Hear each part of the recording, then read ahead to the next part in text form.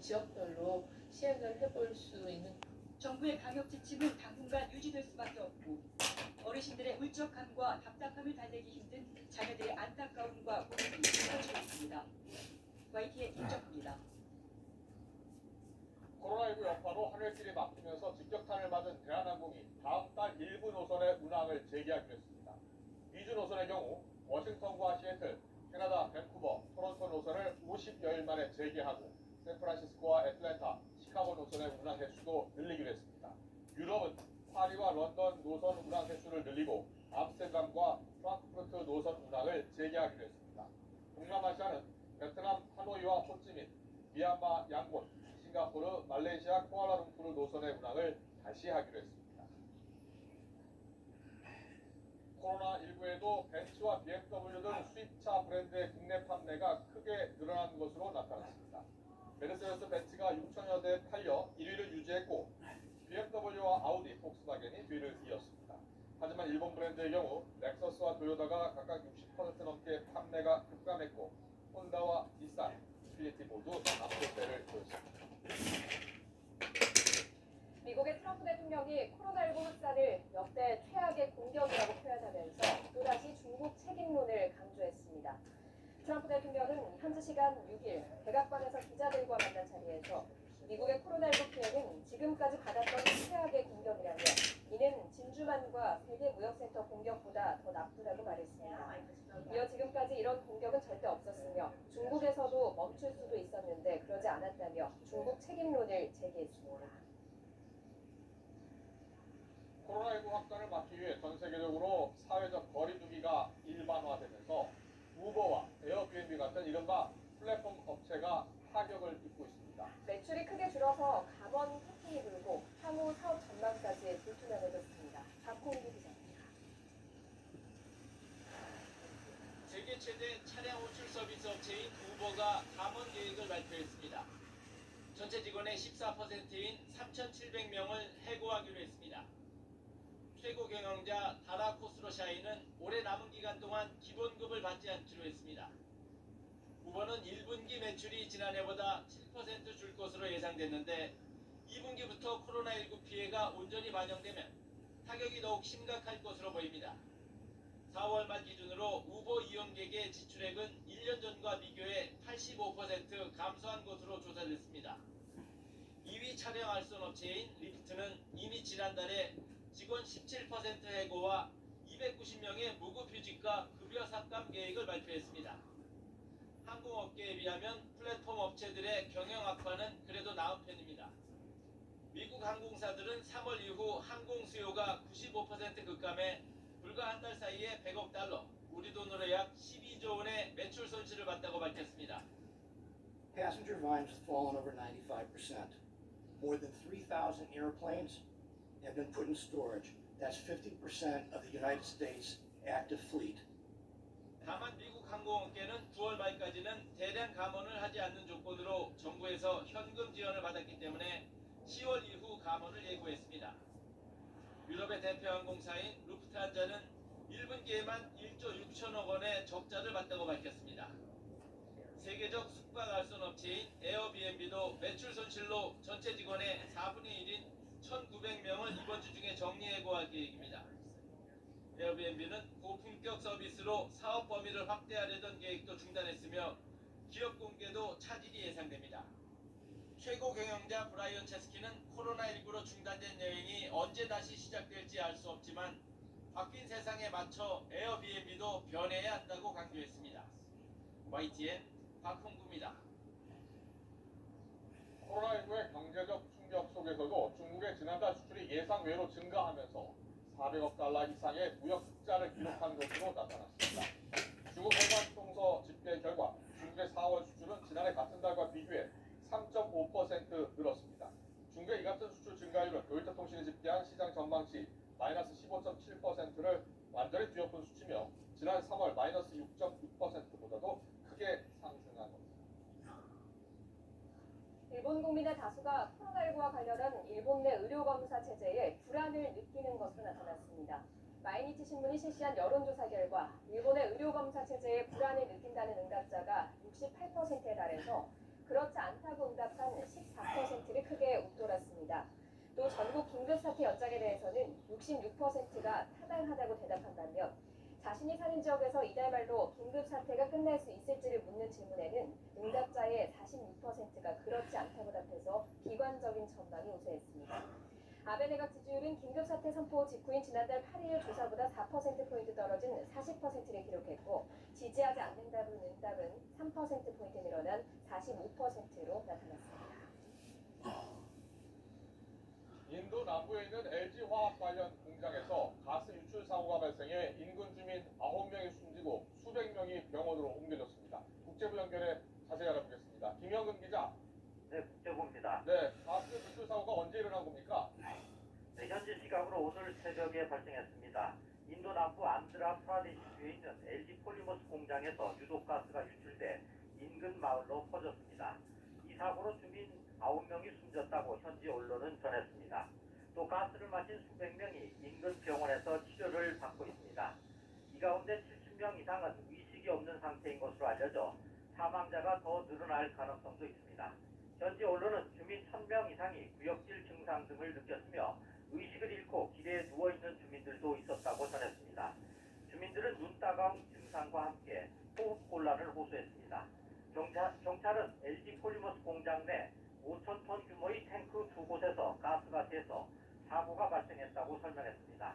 업체 관계자는 탱크에 있던 화학약품이 자연 이화돼 유출된 것으로 보인다고 추정했습니다. 현재 인도에는 코로나19 확산을 막기 위해 지난 3월 25일부터 봉쇄 조치가 내려진 상태라 사고 당시 공장에는 근무자가 거의 없었던 것으로 알려졌습니다. 경찰은 공장 인근 마을에 대피령을 내리고 피해자가 더 있는지 수색하고 있습니다. 사고가 난 공장은 LG화학에 인수된 뒤 지난 1997년부터 LG 폴리머스라는 이름으로 운영되어 왔습니다. 사고와 관련해 LG화학은 피해 주민들에 대한 신속한 치료와 임직원의 보호를 위해 모든 조치를 취하고 있다고 밝혔습니다. 지금까지 국제부에서 전해드렸습니다.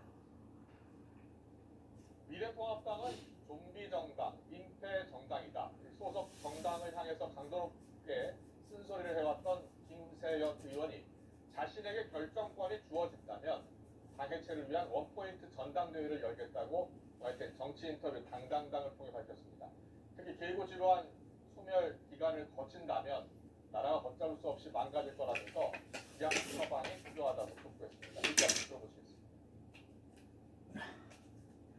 만약에 저한테 그런 결정권이 주어진다면은 원포인트 비대위, 즉 당 해산 결의안을 전당대회에 상정하는 원포인트 비대위로 당 해체를 결정하는 것이 지금 가장 필요한 일이라고 생각합니다. 당 해체가 되지 않은 경우에는 향후 5년에서 길게는 10년 가까운 기간 동안 길고 지루한 소멸의 기간을 거치면서 나라는 걷잡을 수 없이 망가질 겁니다. 그래서 이런 사태를 예방하기 위해서라도 빠르게 회생하기 위한 일종의 극약 처방이라고 생각합니다.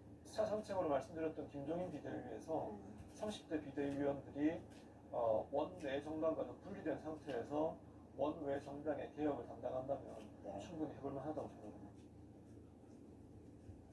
세금을 내지 않고 부모 등으로부터 증여받은 돈으로 고가 아파트를 사거나 비싼 전세를 얻는 편법 증여가 기승을 부리고 있습니다.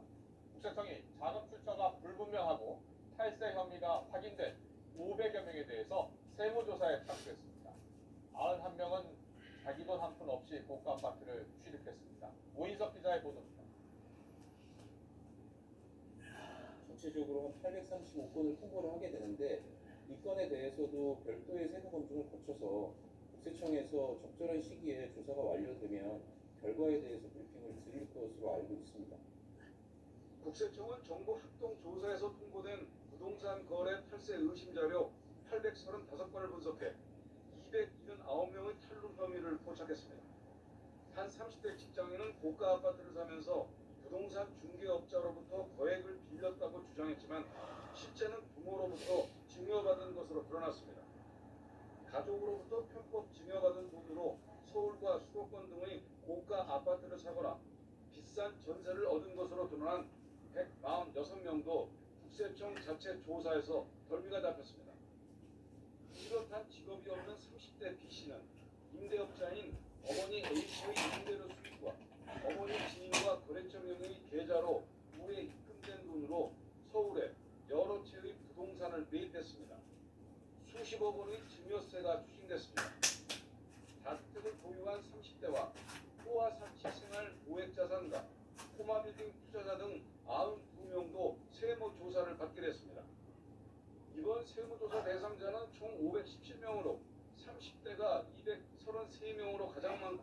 20대도 53명이나 됩니다.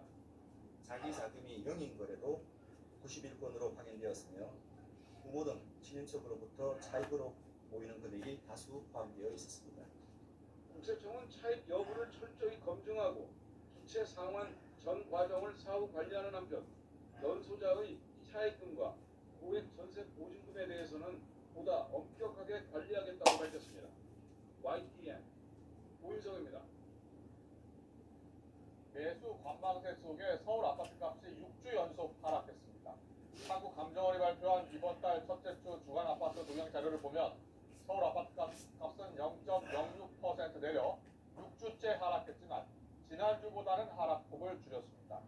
총선 이후 부동산 안정화 정책이 유지되고 코로나19로 인한 경기 침체 우려, 양도세 중과 유예로 절세 매물이 나온 데 따른 영향입니다. 강의 도중에 위안부는 매춘의 일종이라고 말해서 논란이 된 유석춘 연세대 사회학과 교수가 정직 1개월의 처분을 받았습니다. 연세대학교는 지난달 28일 열린 교원징계위원회 결과에 따라 유 교수에게 정직 1개월 처분을 내렸다고 밝혔습니다.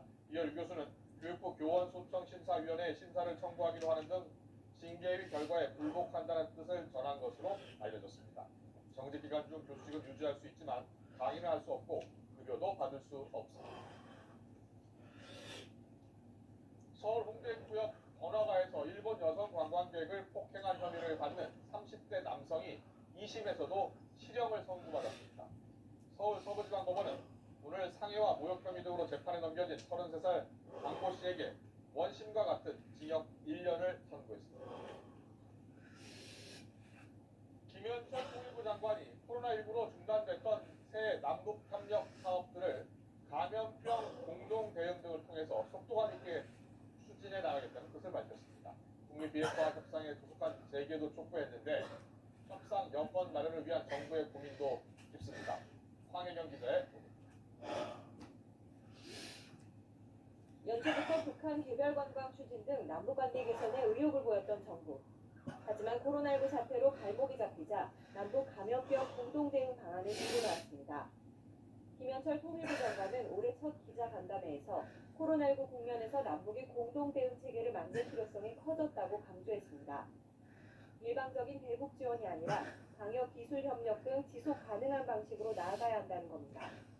K-방역에서 가장 중요하게 내세우고 있는 이 연대와 협력이라는 원칙을 이 남북 관계에서도 어떻게 실현할 것인가, 그런 차원에서 좀 일시적인 방식보다는 좀 지속 가능한, 또 부분적인 것보다는 좀 더 포괄적인. 다만 이를 위해 남북 접촉 재개 시점은 코로나19 진정세 등을 보아가며 추진하겠다는 신중한 입장을 보였습니다. 지난해 하노이 로드 이후 교착 국면이 지속되는 북미 비핵화 협상에 대해서는 조속한 재개 필요성을 강조했습니다. 협상이 하루라도 빨리 시작이 되는 것이 북한의 핵 문제를 해결하는 데 있어서는 중요합니다. 왜냐하면 지금도 북한의 핵 능력이 계속 강화되고 있기 때문입니다. 또 미국 대선 등 여러 변수의 영향으로 북미 협상 재개 전망은 그리 밝지 않지만 정부는 여건을 마련하기 위해 노력하고 있다고 밝혔습니다. 다만 친서 교환 등 남북 정상 간 신뢰는 유지되고 있는 가운데 실무 차원과의 간극을 어떻게 좁혀나갈지가 고민이라고 토로했습니다. 한편 작년 아프리카 돼지열병 등으로 잠정 중단된 판문점 일대 견학은 이르면 6월부터 시범적으로 재개할 예정이라고 밝혔습니다. YTN 황혜경입니다. 몇 년 전부터 서울시와 경기도 등 주요 광역자치단체에서 보안을 목적으로 청사 출입을 제한하는 시스템을 속속 도입하고 있습니다. 이러한 흐름을 두고 공공기관의 불통과 시민 불편을 우려하는 목소리가 이어지고 있습니다. 김민성 기자가 취재했습니다. 전북도청 엘리베이터로 가는 출입구입니다. 전동 휠체어를 탄 남성이 몇 차례 몸을 부딪히며 힘겹게 통과합니다. 들락날락 해보시니까 좀 어떠세요? 너무 불편하고요. 전동 휠체어가 컨트롤이 미세한 부분이라 해서 까딱 잘못하면은 옆에 벽에다가 부딪히는 그런 2차적인 사고들이 있을 수 있는 우려가 있는 것이죠. 최근 전라북도가 예비비 3억 원을 들여 도입한 새로운 청사 출입 시스템, 이른바 스피드 게이트입니다. 스피드 게이트가 설치되면서 출입증을 받아야만 청사 위로 올라갈 수 있게 됐고, 사전 약속 없이 찾아온 민원인은 별도로 마련된 공간에서 공무원과 만나야 합니다. 전라북도는 청사 내 보안을 강화하고 코로나19 확산 우려도 최소화한다는 명분을 내세우고 있습니다. 앞으로는 이게 모든 관공서, 정부나 모든 앞으로 광역자치단체 전면적으로 아마 이 시스템을 전면적으로 도입하게 될 그런 필요성이 있어서 그런 추세로 갈 겁니다. 행안부 훈령에도 보안 규정 시행 세칙에도 그런 부분이 명확하게 돼 있기 때문에 이 부분은 큰 어려움이 없을 거라고 봅니다. 하지만 일각에서는 이런 추세가 시민의 접근성보다는 공공기관의 편의주의에 초점을 맞추고 있다고 지적합니다. 도민의 권리라고 생각을 합니다. 누구나 자유롭게 청사에 들어줄 수 있도록 시 공간에 그런 내용을 담아서 설계를 해야 된다고 생각합니다. 열린 행정에 역행한다는 이런 비판은 앞서 광주광역시와 성남시가 같은 시스템을 도입할 때에도 제기됐습니다. 가급적 닫으려는 공공기관, 최대한 열려는 시민사회, 보안 강화 출입 시스템 설치가 늘수록 논란도 커질 것으로 보입니다. YTN 김민성입니다. 문재인 대통령이 취임 3주년을 맞는 오는 10일 대국민 특별연설에 나섭니다. 코로나19 사태 이후 갖는 첫 대국민 연설인데 포스트 코로나 시대를 대비하는 남은 임기 2년의 국정과제를 제시할 전망입니다. 신호 기자가 보도합니다. 문재인 대통령이 코로나19 사태 이후 처음으로 대국민 특별연설을 갖습니다. 지난 1월 신년사 이후 넉 달여 만입니다. 먼저 취임 3주년의 소회와 함께 코로나19 사태 안정화에 동참한 국민께 고마움을 표시할 것으로 보입니다. 여기까지 오는데 방역당국과 의료진의 눈물겨운 헌신과 국민들의 자발적인 참여와 협력, 집단지성이 큰 힘이 되었습니다. 특별연설의 초점은 포스트 코로나 시대에 대비하는 남은 2년의 국정 과제를 제시하는 데 맞춰질 것으로 예상됩니다. 문 대통령은 지난달 비상경제회의에서 한국판 뉴딜을 화두로 제시하면서 일자리 50만 개 이상을 창출하겠다고 밝혔습니다. 원격 의료와 온라인 교육 같은 비대면 산업, 스마트 시티, 데이터 기반 중성사업 등을 예로 들며 상상력을 당부했습니다. 기존 SOC 사업과 디지털 산업의 결합, 지역적 이해관계 때문에 지연되고 있는 국책 사업에도 속도를 내달라고 주문했습니다. 문 대통령이 신년사에서부터 문신의 폭을 넓히겠다고 밝힌 남북관계 구상을 어떤 수준으로 담을지도 주목됩니다. 지난달 판문점 선언 2주년 때는 남북 철도 연결과 방역협력, 실향민 고향 방문 추진 의사를 분명히 했습니다. 가장 현실적이고 실천적인 남북협력의 길을 찾아 나서겠습니다. 코로나19의 위기가 남북협력의 새로운 기회일 수 있습니다. 청와대 고위관계자는 이번 특별연설에 담을 남북관계 구상에 대해 제안으로 할지 더 큰 선언으로 할지 제3의 다른 방식으로 할지 검토 중이라고 밝혔습니다. 문 대통령의 앞선 제안에 북측은 아직 호응하지 않고 있는 것으로 알려졌습니다. 때문에 이번 특별연설에서는 남북관계 구상은 속도를 조절하면서 포스트 코로나 시대에 대비한 종합적인 구상을 제시하는 데 무게를 둘 것으로 전망됩니다. YTN 신호입니다. 방사선 가속기는 강한 빛을 이용해서 나노 크기의 미세한 물체의 움직임도 정밀 관측할 수 있는 장비입니다. 바이오산업 등의 기초연구에 꼭 필요한 장비인데요. 정부가 내일 전남 나주와 충북 청주 가운데 한 곳을 4세대 방사광 가속기 사업 후보지로 발표합니다. 이혜리 기자의 보도입니다. 경북 포항에 있는 방사광 가속기입니다. 1km가 넘는 긴 건물 안에 햇빛의 100경배가 넘는 밝은 빛을 만들어내는 장비가 들어차 있습니다. 나노 크기의 미세한 물체를 꿰뚫어 볼 수 있는가 하면 광합성과 같은 찰나의 현상도 관찰할 수 있습니다. 인플루엔자 치료제인 타미플루도 단백질 구조를 분석한 방사광 가속기 때문에 개발됐을 만큼 신약 개발 등 바이오 산업에서 없어서는 안 될 기초 장비입니다.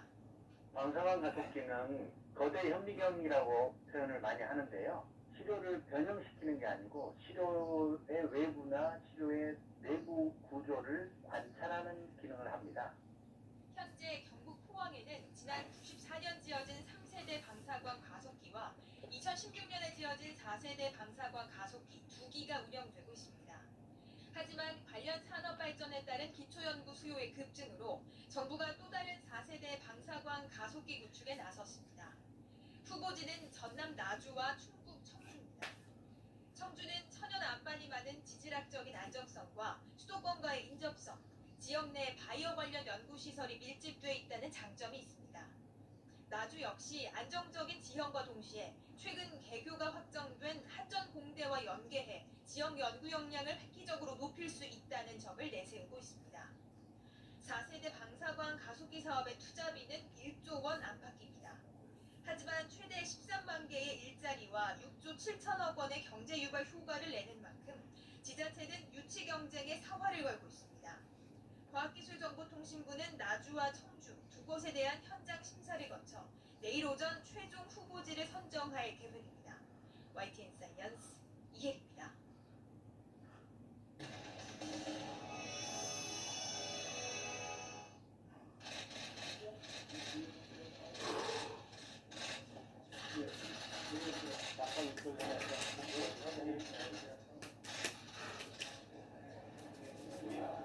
하면 됩니까?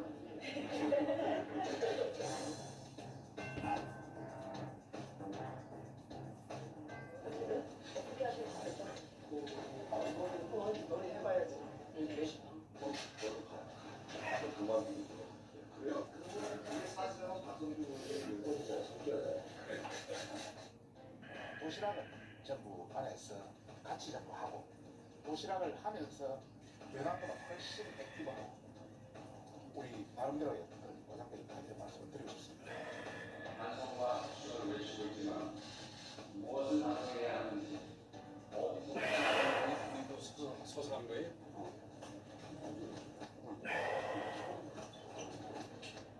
그 정책위의장 우리 조혜진 그 당선자를 주목을 해봐야 되겠습니다. 우리 조혜진 당선자가 충분히 해낼 것이라고 생각을 하고 있습니다. 아주 실력 있고 그다음에 제가 좋아하는 품위도 있고 무엇보다도 저기는 초선인들의 또 다른 관심사가 정해놓은 것은 아니라고 생각합니다. 나머지 예.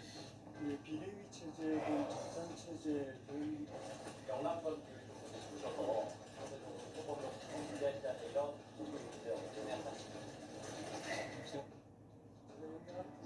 윤남 당선인인데 유해한 그래서 볼 때 수도권 민심을 기준적으로 삼아야 되고 해야 된다는 점에 대해서는 윤남 의원님들이 더 그 지점을 뚜렷하게 느끼는 것이고 제일 어려운 질문이죠.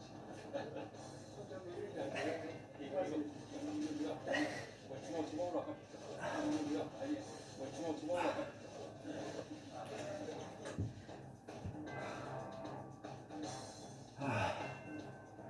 제가 양자 대결이 성사됐는데 수도권까지 양자권이라는 정도가 생겼는데요. 그 전략이 그게 우리 수도권과 영남권이잖아. 조혜진 후보는 수도권이니까 지역이나 섞여 있으니까 그걸 가지고 원내대표 가지고 수도권, 영남권 이제 부분하고 정책 의장들은 이제 대표랑 같이 하나가잖아. 우리 당의 단 최고위원이라든지 앞으로 많잖아요. 그런 자리에서 이제 지역들이 어느 정도 될 건데 이 두 자리 가지고 어떻게 전국을 다 맞출 수 있나? 상대적으로 좀 혁신이 있어요. 예. 양쪽이 각자 수도권, 영남, 순천까지 보고 오래전에 부산은 그 맛이 없어가지고 영남을 또 가지려고 하나? 아니 또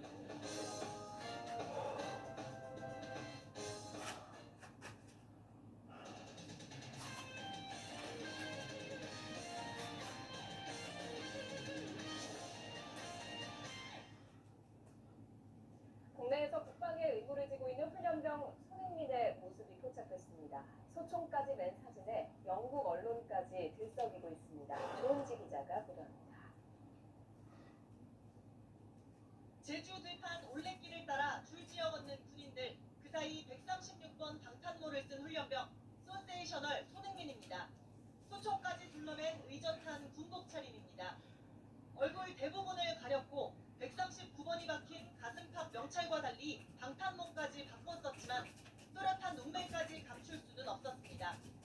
어제 해안가 사격장에서 5시간 훈련을 마친 손흥민이 부대로 돌아가는 모습을 한 국내 언론이 포착했습니다. 입소 첫 주 깜깜머리에 해병대 상징인 빨간 활동복을 입었던 사진에 이어 두 번째로 공개된 군인 손흥민입니다. 늠름한 자태에 국내 팬은 물론 영국까지 들썩였습니다. 영국 일간지 가디언은 SNS 계정에 코로나로 프리미어리그가 중단되면서 손흥민이 병역 의무를 수행하고 있다고 발빠르게 전했습니다. 영국 대중지들도 일제히 슈팅하던 손흥민이 진짜 총을 쐈다며 방탄 손흥민 사진을 대서특필했습니다. 더서는 화생방 훈련까지 언급했고 군기 교육을 통해 모리뉴 감독 밑에서 수비수를 상대할 때 편해질 수 있을 거라고 예상했습니다. 손흥민은 2년 전 아시안게임 금메달을 따 병역 의무를 짧은 기초군사훈련으로 대신하게 됐고 코로나 사태 리그 휴식기를 틈타 3주간 압축적 훈련을 마쳤습니다. 내일 민간인이 되는 손흥민은 영국으로 돌아가 2주간 자가격리를 마친 이후 토트넘 팀훈련에 합류할 걸로 보입니다. YTN 조은지입니다. 어제 프로야구 키움과 기아의 경기에선 진기한 장면이 나왔습니다. 파울라인 밖으로 나가서 천상 파울이라고 생각했던 박병호 선수가 친 공이 크게 휘어져서 들어오면서 다시 라인 안으로 들어오게 된 겁니다. 어떻게 된 걸까요? 허재현 기자가 보도합니다. 키움 4번 타자 박병호가 기아 선발 브룩스의 변화구를 받아치지만 빗맞은 타구는 힘없이 파울라인 밖으로 벗어납니다. 그런데 모두가 파울이라고 생각한 순간 공이 갑자기 크게 휘어지더니 거짓말처럼 라인 안으로 다시 들어옵니다. 황당한 표정의 박병호는 내야 땅볼로 허무하게 물러나고 아웃카운트 한 개를 줍다시피 한 브룩스는 멋쩍은 표정을 숨기지 못합니다. 느린 화면으로 확인하니 공이 배트 끝부분에 맞으면서 가죽이 찢어지는 게 보입니다. 강한 회전이 걸린 데다 가죽까지 찢어지면서 마치 당구의 마새처럼 큰 반경을 그리며 휘어진 겁니다. 현장에서 이 장면을 지켜본 전문가는 변화구의 회전수가 많았던 것도 원인이 됐다고 분석합니다.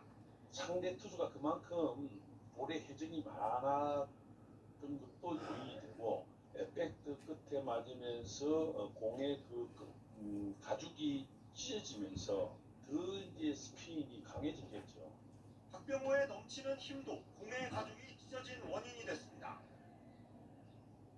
메이저리그에서도 강타자로 유명한 브라이스 하퍼가 공을 찢은 적이 있는데 이때도 아래로 떨어지는 변화구였고 방망이 끝에 빗맞은 타구였습니다. 시즌 개막과 함께 진기한 장면을 쏟아내며 전 세계 야구 팬의 관심을 집중시키고 있는 프로야구. 당구의 마세를 연상시키는 박병호의 타구 역시 좀처럼 잊기 힘든 명장면으로 남게 됐습니다. YTN 허재원입니다. K리그도 내일 개막합니다. 올 시즌은 코로나19로 경기 수가 줄어든 만큼 4경기 총력전이 예상됩니다. 디펜딩 챔피언 전북의 사상 첫 4연패 도전을 울산과 서울이 저지할 수 있을지 지난해보다 더 치열한 우승 경쟁을 예고하고 있습니다. 양시찬 기자입니다.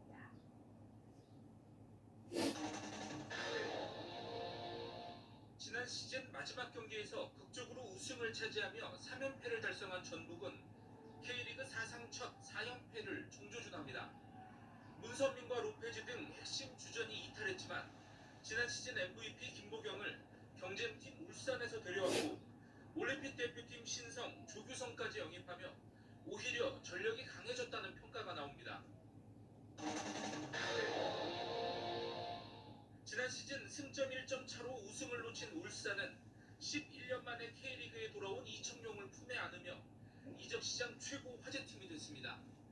국가대표 수문장 조현우에 윤빛가람, 김기희, 정승현 등 다른 영입 선수들의 면면도 화려해 올 시즌은 전북을 누르고 우승하겠다는 강력한 의지가 일으킵니다. 2008년 준우승, 2012년 우승, 2016년 우승. 4년마다 놀라운 성적을 거둔 서울은 다시 4년 주기에 2020년을 맞아 이변을 노립니다. 기존 전력에 큰 누수가 없고 공격수 아드리아노와 신형 엔진 김진야까지 장착해 전북과 울산 2강 체제에 균열을 낼 준비를 마쳤습니다. 이 밖에 안타깝게 지난 시즌 마지막 경기에서 울산에 대패를 안기며 우승을 좌절시킨 포항도 당시